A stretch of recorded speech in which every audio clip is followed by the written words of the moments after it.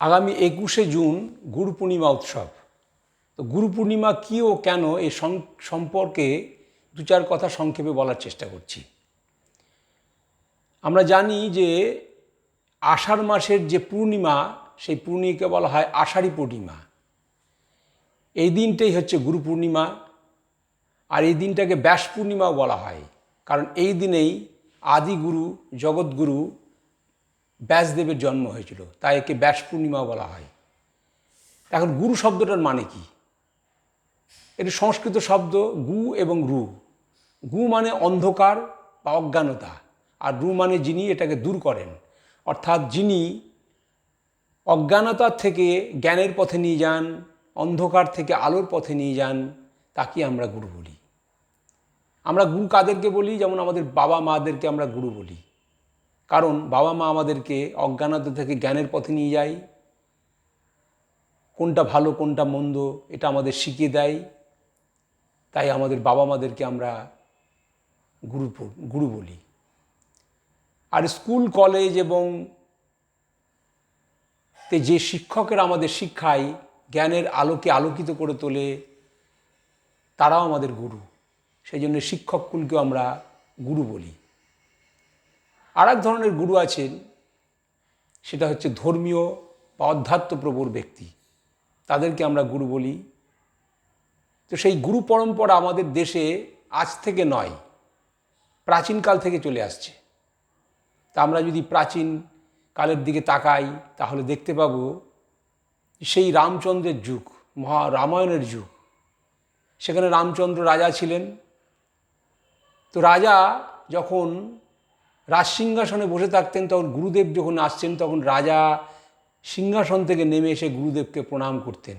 এই ধরনের শ্রদ্ধাবোধ তখন গুরুদেবের প্রতি ছিল।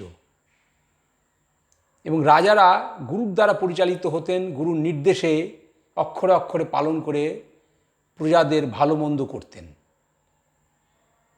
তো সেই রামচন্দ্রের রাজা ছিলেন, রামচন্দ্রের গুরুদেব ছিলেন বশিষ্ঠ মুনি। তখন রাজদণ্ড হচ্ছে সবচেয়ে বড়, কিন্তু রাজদণ্ডের ওপরেও ধর্মদণ্ড থাকতো। যেমন হাতির উপরে মাহুত থাকে, মাহুত অঙ্কুশ টেনে হাতিকে নিয়ন্ত্রণ করে, ঠিক সেই রকম রাজদণ্ডের ওপরে ধর্মদণ্ড নিয়ন্ত্রণ করত। রাজাকে খারাপ কাজ থেকে বিরত করার চেষ্টা করত। রাজা যাতে প্রজানুরঞ্জক হয়, প্রজাদের যেন সুখ দুঃখে নজর থাকে, তার দিকে গুরুদেব তার শিষ্য রাজাকে সেই উপদেশ দিতেন। রাজারাও গুরুদেবের কথা অনুসারে মেনে চলতেন বলে রাজ্য সুশাসিত হতো, প্রজারাও সুখে স্বচ্ছন্দে বাস করতেন। পরবর্তীকালে আমরা মহাভারতের যুগেও দেখেছি, শ্রীকৃষ্ণকে পেয়েছি। শ্রীকৃষ্ণের গুরুদেব ছিলেন সন্দীপনী মুনি। সেই শ্রীকৃষ্ণকে আমরা কি দেখছি? একজন আদর্শ রাজনীতিক, কূটনীতিক, শ্রেষ্ঠ শ্রদ্ধেয় ব্যক্তিত্ব। তো তার গুরুদেবের পরামর্শেই তিনি একজন এরকম শ্রদ্ধেয় ব্যক্তি হতে পেরেছিলেন। পরবর্তীকালে আমরা চন্দ্রগুপ্ত মৌর্যকে দেখেছি, তার গুরুদেব ছিলেন চাণক্য। সেই চাণক্যের কথা মতো চন্দ্রগুপ্ত মৌর্য রাজ্য শাসন করতেন এবং বিদেশিদেরকে এই দেশ থেকে তাড়িয়ে দিয়ে বিদেশি আক্রমণ থেকে আমাদের সমাজকে প্রতিহত করেছিলেন। পরবর্তীকালে আমরা আরও দেখেছি শঙ্করাচার্যকে। যখন হিন্দু ধর্মের অধঃপতন, চূড়ান্ত হিন্দু ধর্ম শেষ হয়ে যাবে, সে হিন্দু ধর্মকে বাঁচানোর জন্য পুনরুত্থান ঘটালেন শঙ্করাচার্য। সেই শঙ্করাচার্যের গুরুদেব ছিলেন গোবিন্দপাদ। চার প্রান্তে চারটি মঠ তৈরি করলেন এবং হিন্দু ধর্মকে বাঁচালেন। পরবর্তীকালে আমরা আরও দেখেছি সমর্থ স্বামী রামদাসকে। ছত্রপতি শিবাজী যখন ইসলামিক শাসনে অত্যাচারে হিন্দু সমাজের অবস্থা অত্যন্ত কোণঠাসা, ঠিক সেই রকম ছত্রপতি শিবাজী পেলেন তার এক মহান গুরু সমর্থ স্বামী রামদাসকে। সেই রামদাস স্বামীজিকে সঠিক পথে নিয়ন্ত্রিত করেছিলেন বলেই তিনি রাজর্ষি হয়েছিলেন, হিন্দু পদপাদশাহী প্রতিষ্ঠা করেছিলেন, ইসলামিক আগ্রাসন থেকে হিন্দু সমাজকে বাঁচিয়েছিলেন এবং একজন সুশাসক হিসেবে প্রতিপন্ন হয়েছিলেন। পরবর্তীকালে আমি ইংরেজ আমলেও দেখেছি, ইংরেজদের সময় আমাদের মধ্যে পরানুকরণ প্রথা প্রচণ্ড বেড়ে গেছিল। জিরোর প্রভাবে হিন্দু ধর্ম শেষ হয়ে যাচ্ছিল। ঠিক সেই রকম সময়ে আবির্ভূত হলেন স্বামী বিবেকানন্দ, তারও গুরুদেব ছিলেন শ্রীরামকৃষ্ণ পরমহংসদেব। স্বামীজির কিচ্ছু ছিল না, একমাত্র তার গুরুদেব রামকৃষ্ণদেবের আশীর্বাদকে সাথে নিয়ে তিনি চিকাগো ধর্মসভায় অনাহুত হয়ে গিয়েছিলেন এবং সেখানে হিন্দু ধর্মের শ্রেষ্ঠত্ব প্রমাণ করে হিন্দু ধর্মকে বাঁচিয়েছিলেন, তার প্রসার ঘটিয়েছিলেন। হিন্দু ধর্মকে বিশ্বের দরবারে সম্মানের স্থানে স্থাপন করার ফলে ভারতেরও মর্যাদা বেড়েছিল। তাই আমরা দেখেছি যে বর্তমানে গুরুদক্ষিণা, গুরু পূর্ণিমা কোনো একটা হঠাৎ কোনো গজিয়ে ওঠা জিনিস নয়, এটা প্রাচীন ভারতের পরম্পরাগত একটা ব্যাপার। প্রাচীনকাল থেকেই সেই ধারাবাহিকতা আজও আমরা বয়ে চলেছি। 1925 সালে রাষ্ট্রীয় স্বয়ংসেবক সংঘ তৈরি করলেন ডক্টর হেডগেওয়ার। সেই ডক্টর হেডগেওয়ার এই গুরু পূর্ণিমার দিনই গুরুদক্ষিণার প্রচলন করলেন রাষ্ট্রীয় স্বয়ংসেবক সংঘের মধ্যে। এখানেও গুরুবাদ চলে এলো। কিন্তু ডাক্তারজি হিন্দু সমাজকে সংগঠিত করতে চেয়েছিলেন যাতে হিন্দু সমাজ শক্তিশালী হয়, ভারত শক্তিশালী হয়, এবং এই কাজটা খুব কঠিন কাজ এবং দীর্ঘমেয়াদী কাজ। তাই তিনি দেখলেন যে সংঘের মধ্যেও যদি গুরু পূর্ণিমা পালন করতে হয় তাহলে গুরুর প্রশ্ন আসছে, গুরু কে হবে। তো অনেকে বলেছেন ডাক্তারজি আপনি গুরু হয়ে যান, কিন্তু ডাক্তারজি গুরুর আসনে বসতে চাননি। তখন তিনি অনেক চিন্তা ভাবনা করে স্বয়ংসেবকদের সাথে পরামর্শ করে সিদ্ধান্তে এসে উপনীত হলেন যে কোনো ব্যক্তিকে আমরা গুরু করব না, কেন ব্যক্তির মধ্যে দোষ থাকতে পারে, ত্রুটি থাকতে পারে। ব্যক্তি চিরকাল অমর থাকে না, আজ আছেন কালকে তিনি গত হবেন, পরবর্তীকালে সেই ব্যক্তি তার আগের মতো নাও হতে পারে ইত্যাদি কথা ভেবে তিনি ব্যক্তিকে কোনো গুরুর স্থানে বসাননি। তিনি একটি গৈরিক কাপড়খণ্ড, গৈরিক ধ্বজ বা গৈরিক পতাকা, যাকে স্বয়ংসেবকরা আমরা প্রতিদিন তার সামনে দাঁড়িয়ে বুকে হাত দিয়ে প্রণাম করি, শ্রদ্ধা জানাই, সেই গুরু গৈরিক ধ্বজই হচ্ছে সংঘের মধ্যে গুরু।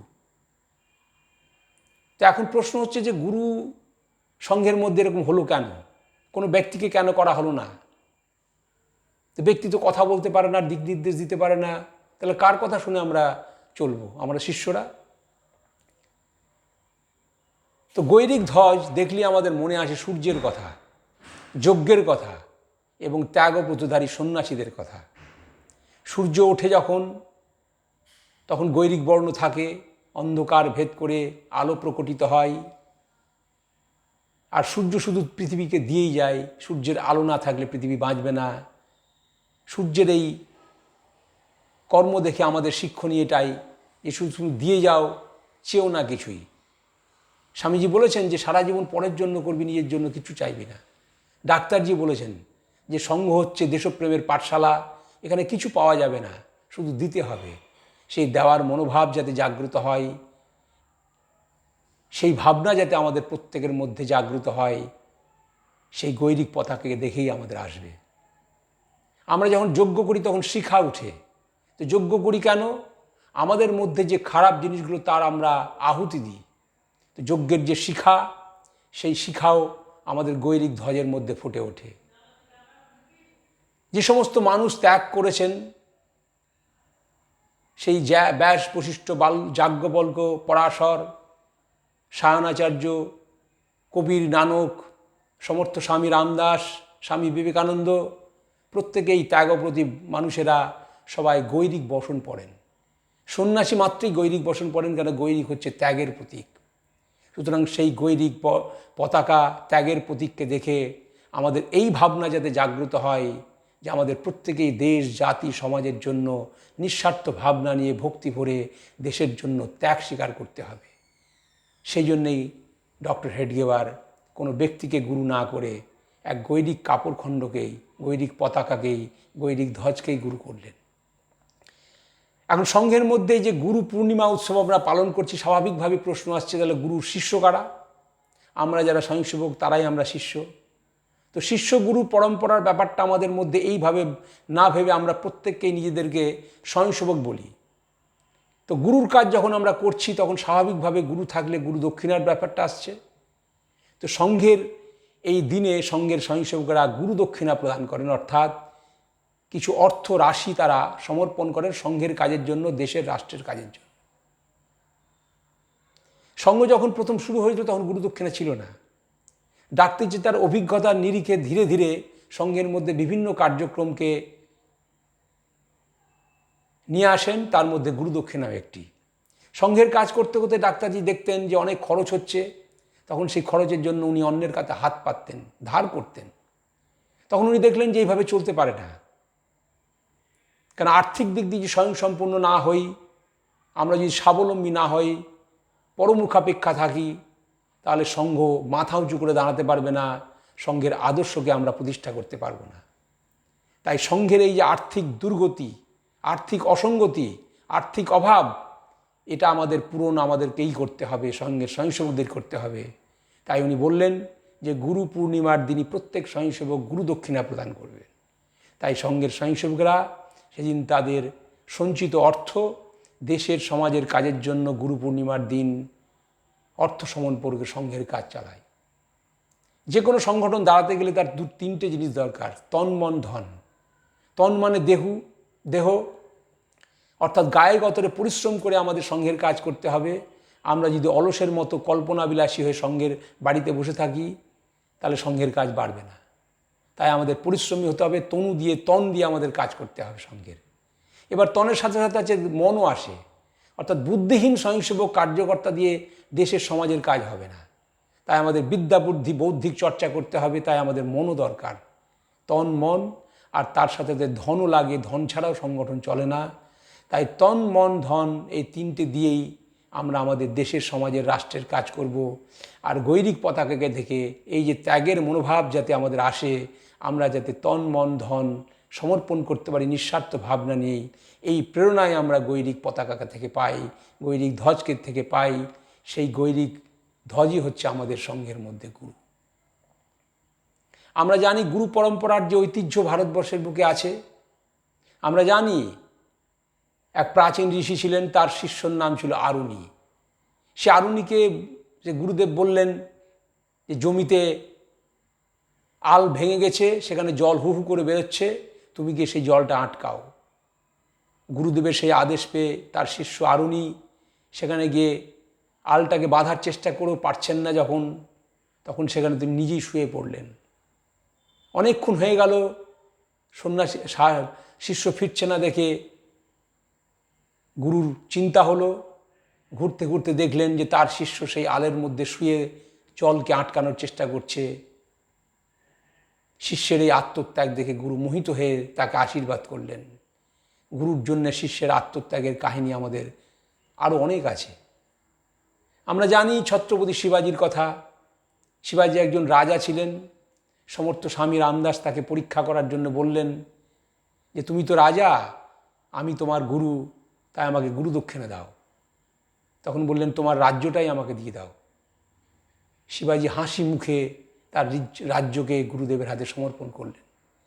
বললেন তুমি আজ থেকে আমার প্রতিনিধি হয়ে কাজ করো, এই নাও তোমার রাজ্য, তোমাকে ফিরিয়ে দিলাম। তুমি প্রজার সুখ দুঃখের ভাগিদার, সবসময় তুমি প্রজা যাতে ভালো থাকে তার চেষ্টা করবে, তুমি আমার প্রতিনিধি হয়ে তুমি রাজ্য শাসন করো। এরকম উচ্চ আদর্শ সমর্থ স্বামী রামদাস তার শিষ্য ছত্রপতি শিবাজিকে দেখিয়েছিলেন। আমরা জানি 1893 সালে স্বামী বিবেকানন্দ চিকাগো ধর্মসভায় গিয়েছিলেন অনাহুত হয়ে। তার কিচ্ছু ছিল না, ছিল শুধু তার একমাত্র গুরুদেব রামকৃষ্ণদেবের আশীর্বাদ। তাকে মাথায় করে নিয়েই তিনি বিশ্বজয় করে এসেছিলেন। ভারতের হিন্দু ধর্ম সংস্কৃতিকে বিশ্বের দরবার সম্মানের সাথে প্রতিষ্ঠা করেছিলেন এবং ভারতকে বাঁচিয়েছিলেন, ভারতের ধর্ম সংস্কৃতিকে বাঁচিয়েছিলেন। সুতরাং রাষ্ট্রীয় স্বয়ংসেবক সংঘ কোনো ব্যক্তিকে গুরু হিসাবে স্বীকার করেনি। গৈরিক কাপড়খণ্ড ত্যাগের প্রতীককে দেখেই তার মনের মধ্যে যাতে ত্যাগের ভাবনা জেগে ওঠে, সেই ভাবনা সকল স্বয়ংসেবকের মধ্যে যেন জাগ্রত হয়। আমরা এই গুরু পূর্ণিমার দিন ভক্তি ভরে শ্রদ্ধা সহকারে গুরুদক্ষিণা প্রদান করে থাকি। সঙ্গের স্বয়ংসেবকরা যে কত কষ্ট করে গুরুদক্ষিণা দেয় তার অনেক উদাহরণ আছে। কলকাতার একটি ছেলে বাসে করে স্কুলে যেত, তাকে বলা হলো গুরুদক্ষিণা দিতে। সে তখন করলো কি, যাওয়ার সময় বাসে যেত, আসার সময় হেঁটে আসতো, আর সেই ভাড়াটা সে সঞ্চয় করে রেখে সে গুরুদক্ষিণা প্রদান করত। ওইটুকু একটি বাচ্চা ছেলে, কত তার নিষ্ঠা ভক্তি। বহু স্বয়ংসেবক আছে যারা গরিব, তারা বেশি গুরুদক্ষিণা দিতে পারে না, তাই তারা পরিশ্রম করে কিছু অর্থ সংগ্রহ করে তারা গুরুদক্ষিণা প্রদান করে। বহু স্বয়ংসেবক আছে যারা বাড়িতে ভাড়ের মধ্যে 1 টাকা 2 টাকা করে জমিয়ে একটা বড় অঙ্কের গুরুদক্ষিণা দেয়। এ তো যারা ছোট এবং সাধারণ স্বয়ংসেবক। যারা উপার্জনশীল ব্যক্তি তারাও প্রচুর পরিমাণে তাদের আয়ের একটা অংশ ত্যাগের মনোভাব নিয়ে, সমর্পণের মনোভাব নিয়ে, নিঃস্বার্থ ভাবনা নিয়ে গুরুদক্ষিণা প্রদান করে থাকে। সুতরাং আজকের এই গুরু পূর্ণিমার দিনে আমাদের প্রত্যেক স্বয়ংসেবক এই গৈরিক পতাকাকে দেখে ত্যাগের মনোভাব যাতে আমাদের জাগ্রত হয়, আমরা যাতে নিঃস্বার্থ ভাবনা নিয়ে ভক্তি ভরে সংঘের কাজের জন্য অধিকাধিক গুরুদক্ষিণা প্রদান করতে পারি, সংঘের কাজ করতে পারি তন মন ধন দিয়ে, এটাই হোক গুরুদক্ষিণার দিনের আজকের আমাদের সকলের পাথেয়। নমস্কার।